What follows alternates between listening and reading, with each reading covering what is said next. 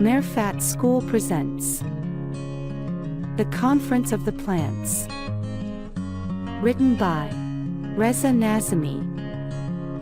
Chapter 12. The Castle of Our Beliefs. Previously on.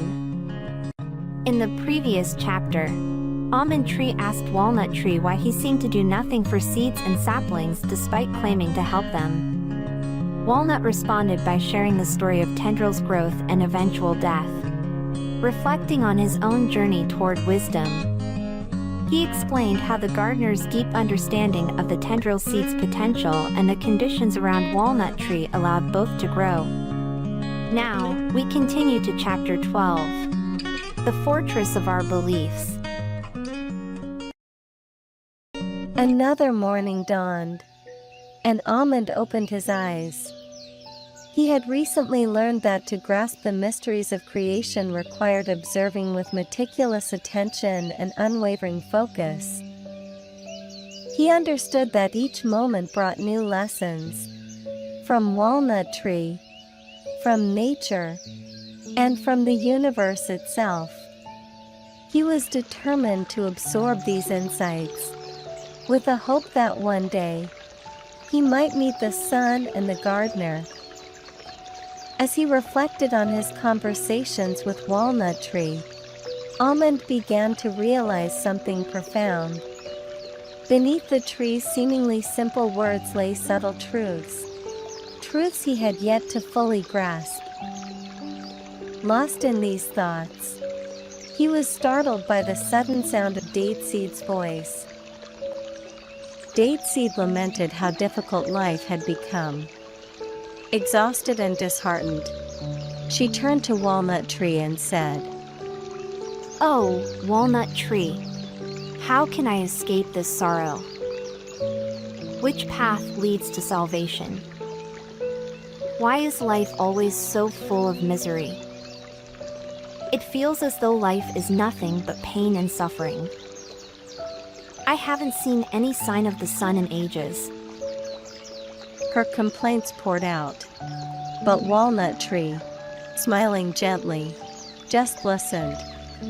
Dateseed's heart was heavy with sorrow, and while Walnut Tree understood his anguish, he chose to remain silent.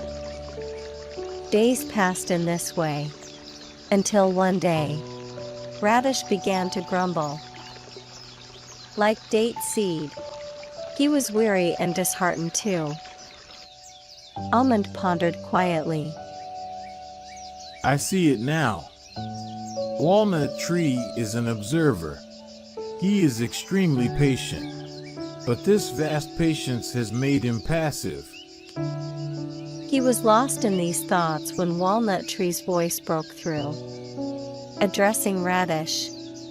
"Dear Radish, what troubles you? Why do you grumble? You are here with me, and I care deeply for you. You are my beloved. Is it still right to complain?" Encouraged by Walnut Tree's gentle attention, Radish responded, "Oh, dear Walnut, I'm so tired of this loneliness. Everything around me feels cold and damp, as if the frost has already claimed the season. I don't understand what's happening with the sun. Its warmth no longer reaches me. How much longer must I endure this? How am I supposed to grasp the deeper meaning of life when all I feel is cold and isolation? Why am I here, all alone?" Walnut Tree listened patiently, even though Radish's complaints seemed endless and disjointed, with words blurted out from every corner of his thoughts. Almond, utterly perplexed, thought to himself, Walnut Tree is truly peculiar. He claims to watch over all the seeds. Yet poor Dateseed has been suffering for weeks without so much as a word from him. But the moment Radish began to complain, he rushed to offer comfort. Almond's mind was in turmoil. his thoughts tangled and chaotic. But then he recalled the deep trust he had in Walnut Tree, and a sense of calm began to settle over him. As he watched closely, he noticed how patiently Walnut Tree listened to Little Radish, responding to his concerns with gentle kindness. It was a heartwarming sight to Almond. Compassion seemed to flow effortlessly between them, and soon Radish's sadness melted away. His words grew lighter, carrying a hint of hope, as if sorrow had never touched him. Some time passed after that occurrence, yet Almond couldn't stop thinking about it. Over and over, he replayed the events in his mind, each time uncovering a new layer of mystery that deepened his confusion. Finally, his patience ran out. He hurried to Walnut Tree and exclaimed, "Oh, wise Walnut Tree! I cannot understand your actions or the secrets behind your peculiar behavior. It has left me so unsettled. Why did you ignore Dateseed's complaints, yet rush so quickly to aid Radish? It's as if you've forgotten the harsh words Radish spoke about you just days ago. And Date, so loyal and sincere, was abandoned to her suffering. I wish I could understand what's on your mind." Walnut Tree smiled gently and replied, If you can be patient a little longer, I will teach you in time. You know how deeply I wish to be like you and help everyone. Please teach me how to do it. Show me the path to truly lend a helping hand. Walnut Tree, who had been listening intently to Almond throughout the conversation, replied, Dear Almond, as I've told you before, patience is key. Wait for the right moment. It will come in its own time. The patience Walnut Tree spoke of wasn't easy for Almond. Yet, seeing no other choice, he reluctantly fell silent, retreating into his thoughts. As his mind wandered, a question began to take shape. Finally, he turned to Walnut Tree and asked, May I ask you one more question? Noticing that Almond's patience was nearly at its end, Walnut Tree smiled gently and said, Go ahead, my dear Almond. Ask your question, and I will answer. Do you remember how Radish, along with Turnip and the others who opposed you, spoke so harshly of you? Do you recall the accusations they made? At the time, I was deeply hurt by their words. My heart was broken, and I silently wept for you. When I saw Radish in distress, I thought, this pain is the result of the cruel words you spoke about Walnut. You deserve this suffering for your unfair words against him. But today, I saw how you rushed to help Radish, and once again, I felt a pang of sorrow. Please, tell me why you did this. I will tell you, but I have a question first. Why did you feel hurt when Radish spoke ill of me? Because he spoke so unfairly about you, and I don't believe you deserve such unkindness. Walnut Tree then asked, If someone anywhere in the world were to speak unjustly, would it upset you? I'm not sure. I don't think it would be like that, but it's only natural to be hurt by unjust words. How can anyone remain indifferent to wrongs? How can one not feel pained by injustice? Reflect on my question once more. without trying to create a new question. The more I think about it, the more I realize that not every unjust word, no matter who it's about, upsets me. Not long ago, I heard many unfair things about the ancient trees of distant forests, yet they didn't stir anything in me, and those words left no mark. Almond was surprised by his own words and fell into deep thought. With a sense of wonder, he asked, "What's happening to me, wise walnut? Why didn't the harsh words of others affect me? I heard them, yet I moved on without a second thought. But when someone speaks ill of you, I feel unsettled. Why is it that I can bear the criticism of others so calmly, yet your name stirs something in me? Do you know why this is?" Walnut Tree said, I want to teach you an important lesson. One you should always keep in mind. You don't truly grieve over unjust words.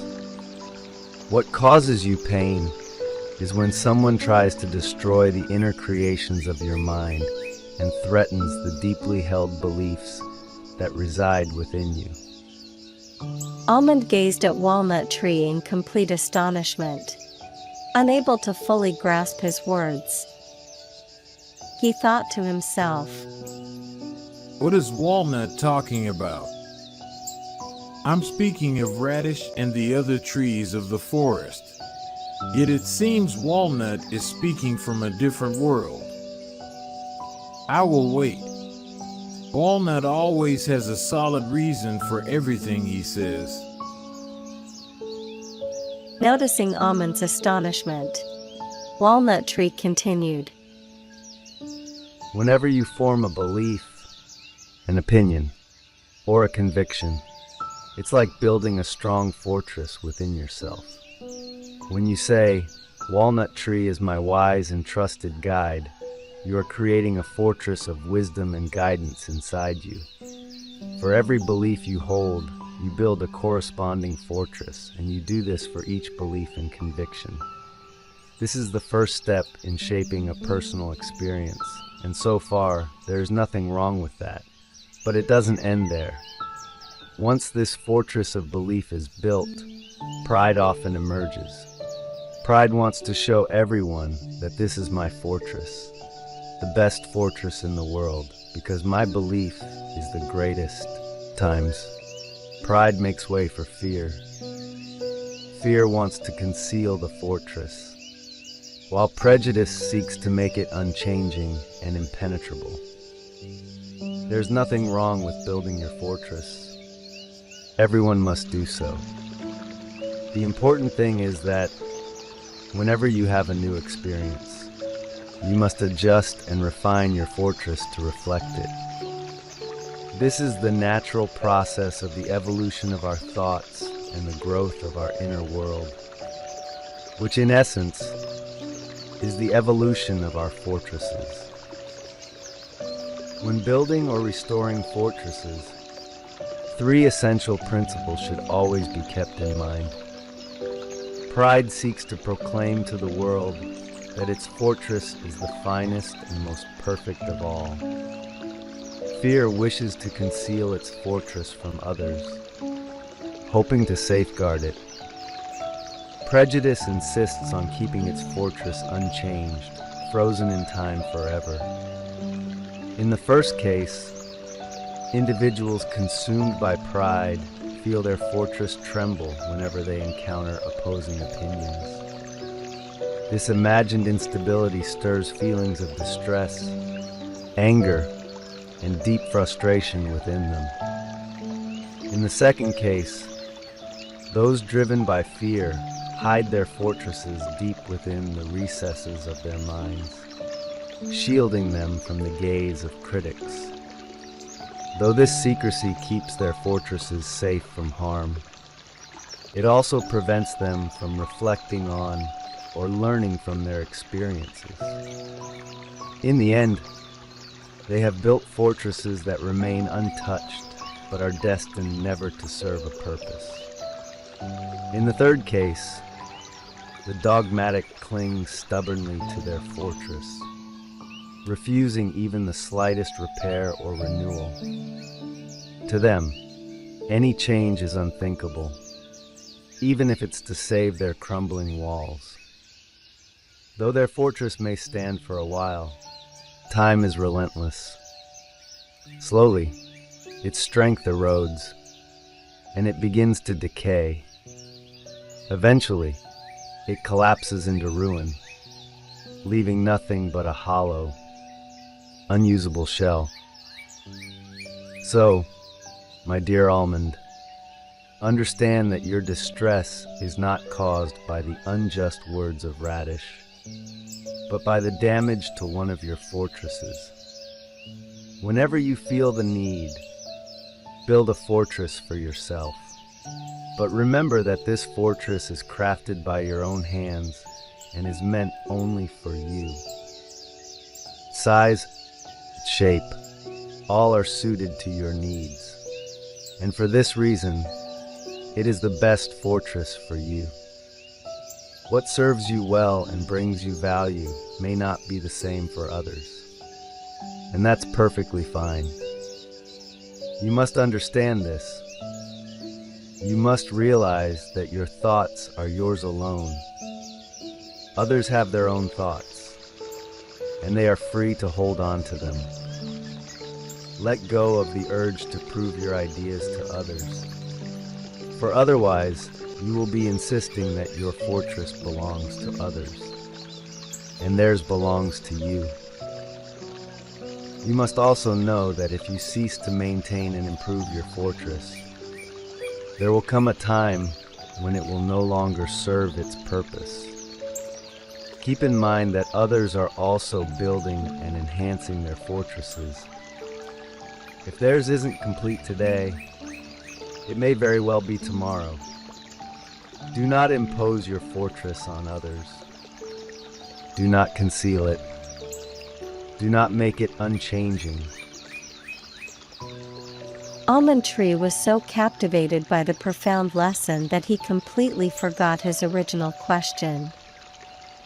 Walnut smiled gently, satisfied with his decision to offer wisdom rather than a direct answer.